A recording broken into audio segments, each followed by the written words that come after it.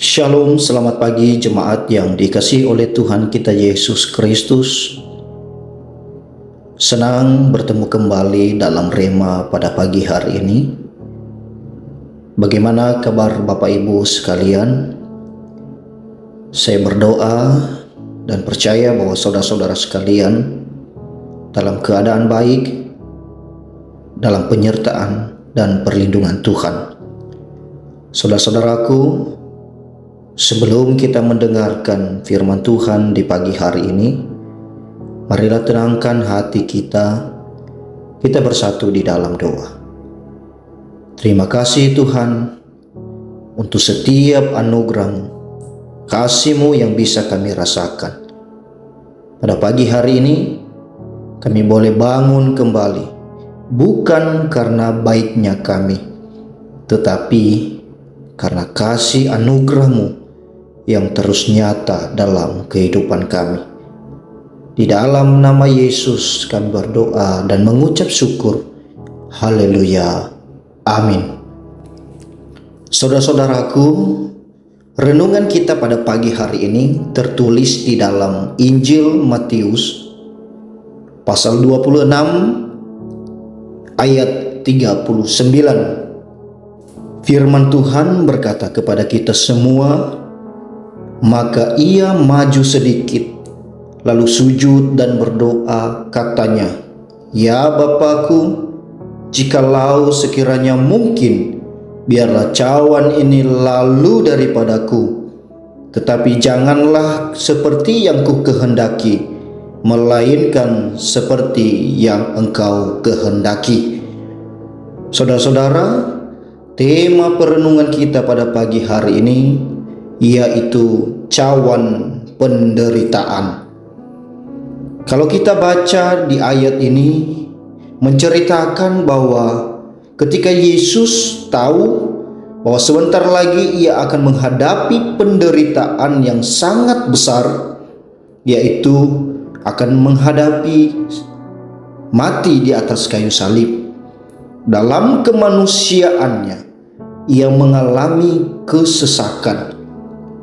Jika kita lihat di ayat sebelumnya, di ayat ke-28, Yesus berkata kepada murid-muridnya bahwa ia sangat sedih dan rasanya seperti mau mati.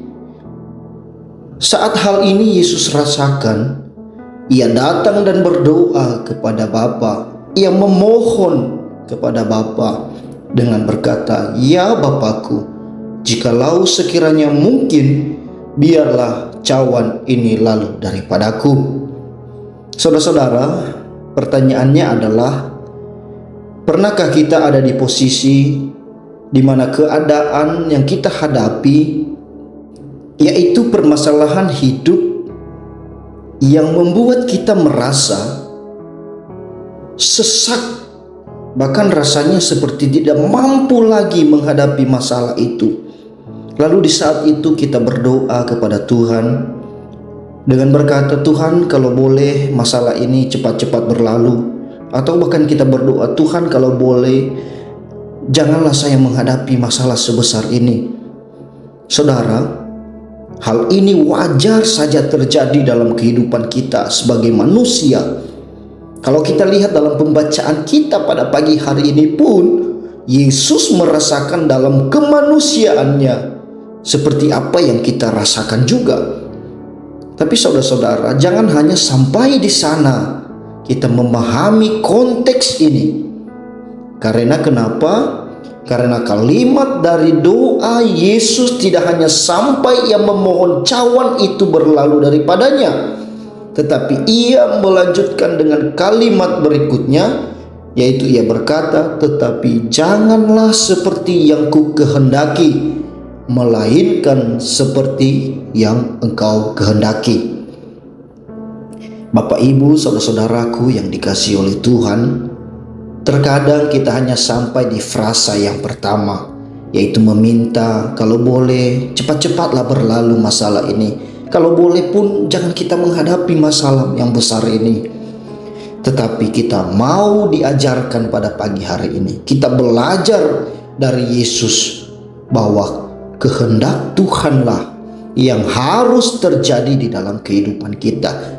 Yesus mempraktekkan pembukaan dari doa yang kita sebut doa Bapa Kami, yang pernah Ia ajarkan kepada murid-muridnya, yaitu jadilah kehendak-Mu di bumi seperti di surga.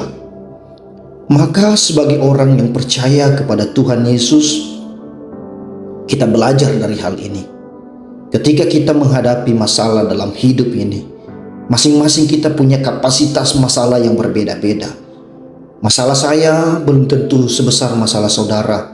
Masalah saudara juga belum tentu lebih besar dari yang saya alami saat ini.